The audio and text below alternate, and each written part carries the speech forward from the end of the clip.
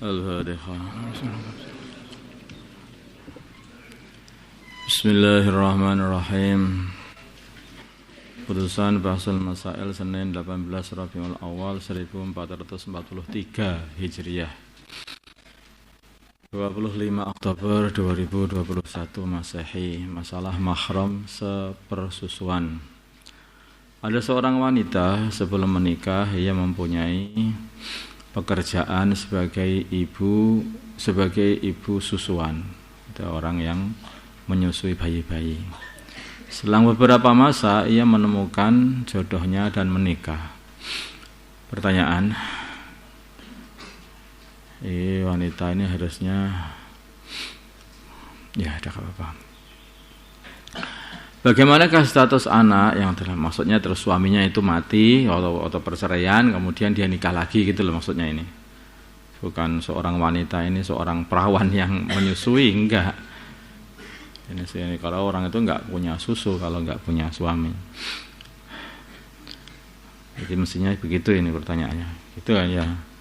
Jadi seorang wanita itu dia itu biasa menyusui orang lain. Anak-anak bayi-bayi begitu, kemudian suaminya mati atau dia bercerai dengan suaminya itu, kemudian nikah lagi. Pertanyaan, bagaimanakah status anak yang telah disusui oleh si wanita tadi bagi suami barunya? Nah ini benar-benar tersebut, apakah menjadi mahram atau tidak? Jadi hakikatnya ya anak susuannya wanita tadi itu ya sebetulnya seperti anaknya sendiri. Nah, kalau nanti dia nikah lagi sama laki-laki lain, ya laki-laki itu jadi jadi bapak tirinya. Nah, mahram artinya. Bukan bapak angkat ya, bapak tiri. Angkat dengan tiri itu beda. Itu seperti suaminya ibunya, walaupun itu ibu susunya. Seperti suaminya ibunya sendiri. Jawab, menjadi mahram bagi suaminya, tapi dengan syarat, yaitu si suami sudah dukhul pada istrinya tersebut. Kedua, sudah memenuhi persyaratan rodok, yaitu masalah rodoknya. Yang insya Allah ya jelas sudah memenuhi kalau dia itu memang pekerjaannya sebagai tukang nyusui anak bayi. Sudah memenuhi persyaratan rodok, diantaranya yaitu wanita yang menyusui sudah berumur 9 tahun, umur haid maksudnya 9 tahun ke atas. 2, anak yang disusui belum berumur 2 tahun, si bayi. 3, menyusuinya diyakini sudah mencapai 5 kali susuan. Ya, ini tapi urusan ini ya, ini saya tambah lagi ini. Terdapat perbedaan pendapat mengenai jumlah susuan yang menetapkan kemahraman. Menurut Imam Abu Hanifah, Imam Malik, Imam Auza'i dan beberapa sahabat seperti Sayyidina Ali, Ibnu Mas'ud, Ibnu Abbas, Ibnu Umar, bahwa 1 kali susuan pun sudah menetapkan kemahraman. Nah, makanya ini harus hati-hati, terutama urusan pernikahan. Ya. 1 kali persusuan pun itu sudah menetapkan kemahraman. Ini banyak ulama. Imam Abu Hanifah, Imam Malik, sesekitakan dalam mazhab 4. 2, mati tertabrak mobil. Ada seseorang mau dianiaya atau mau dirampok oleh perampok. Kemudian ia melarikan diri ke jalan. Sesampainya di jalan, karena tidak melihat kanan kiri, ia tertabrak mobil dan langsung meninggal. Pertanyaan, siapakah yang harusnya dituntut? Apakah yang menabrak atau yang membegal? Mengingat mobil yang menabrak tidak tahu kalau ada orang yang di depannya, karena dia lewat dengan cara mendadak. Jawab, yang dituntut yang bisa dituntut dia adalah yang menabrak, tetap saja yang menabrak. karena dianggap ini adalah pembunuhan tidak sengaja. Adapun yang menanggung diat adalah akilahnya, keluarganya yang mengelilingi dia. Akilahnya orang yang menabrak. Sedangkan yang membegal mendapat hukuman dari imam. Bukan imam masjid, maksudnya di pemerintah, di khalifah. Sekarang akilah. Akilah itu apa? Akilah adalah semua asobahnya jani, orang yang apa itu nabrak tadi, selain asal dan fara. Dimulai dari yang paling selain asalnya si orang yang menabrak, asalnya jani, dan bawahnya jani. Dimulai dari yang paling dekat, yaitu yang menanggung nanti saudara-saudara lelaki jani, orang yang menabrak tadi, yang sekandung dan sebapak. Terus anak-anak laki dari saudara jani yang sekandung dan sebapak.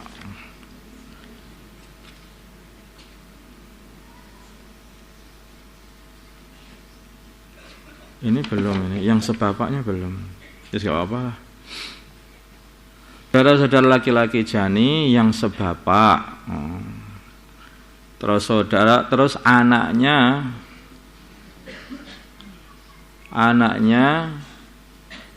saudara laki-laki yang sebapak. Dia harusnya begitu. Dia ada yang sekandung, ada yang sebapak begitu. Paman-paman jani yaitu saudara laki-laki kandung dan sebapaknya ayah. Ya gak apa-apa ini gitu, gak apa-apa. Anak laki-laki paman, anak dari saudara laki-laki kandung dan sebapaknya ayah. Paman-pamannya ayah, paman-pamannya ayah. Itu mbahnya enggak, paman-pamannya ayah. Saudara laki-laki kandung dan sebapaknya kakek.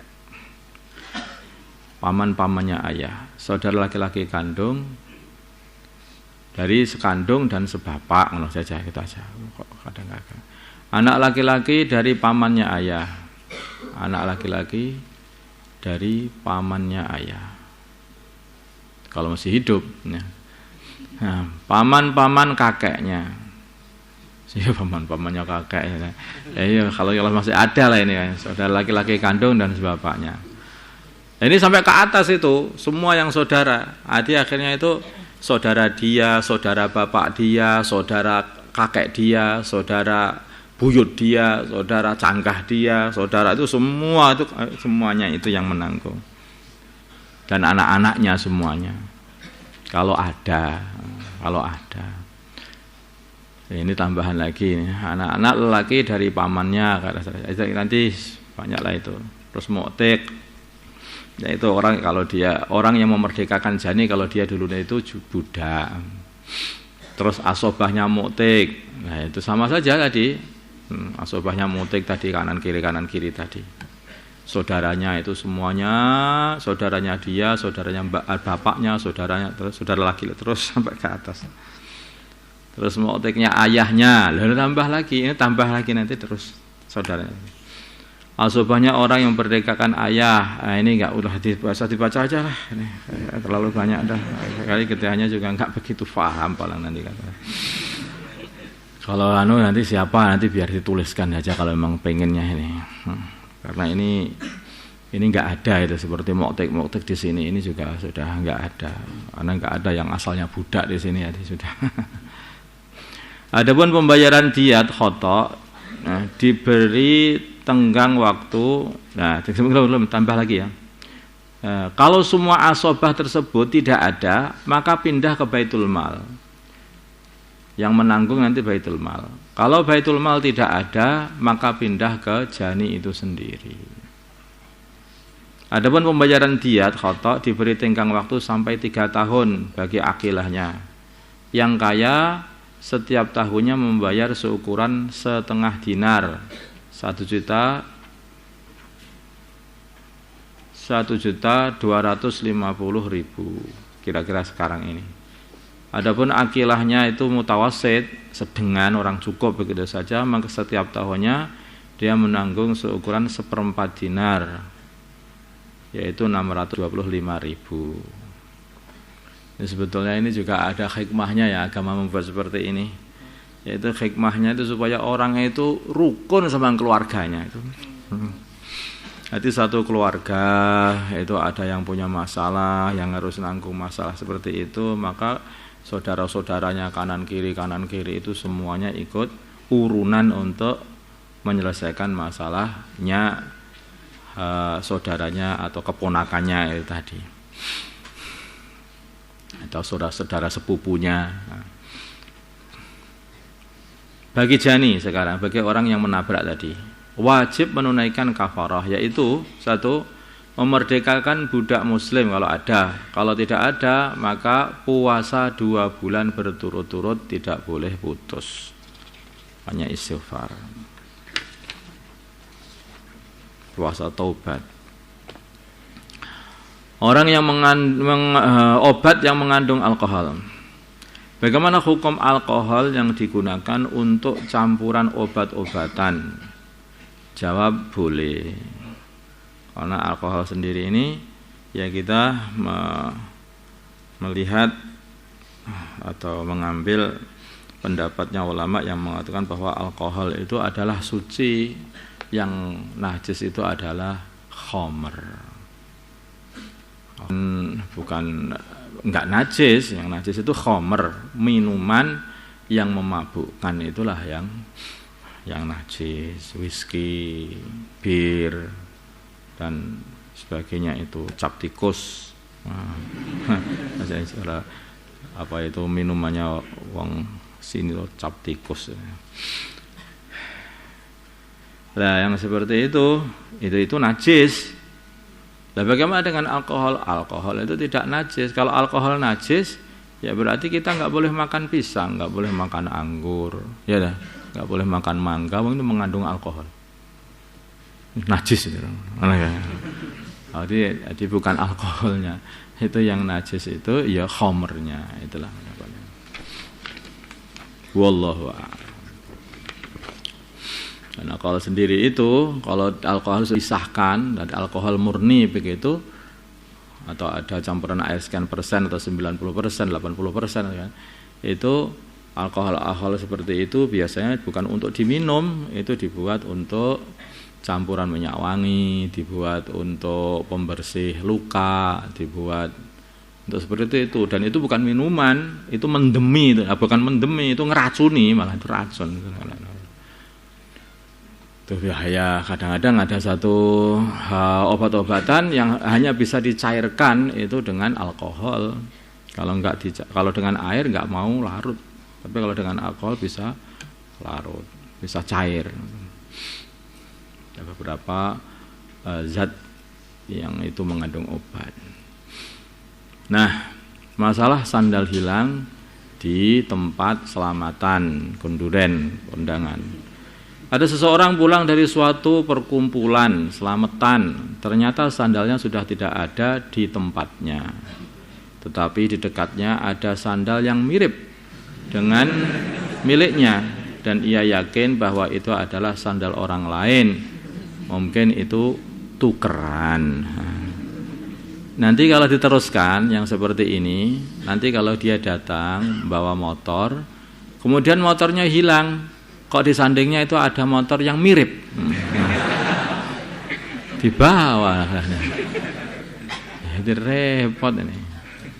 Pertanyaan, bolehkah ia mengambil sandal tersebut? Ya jelas tidak boleh, sandalnya orang kok diambil.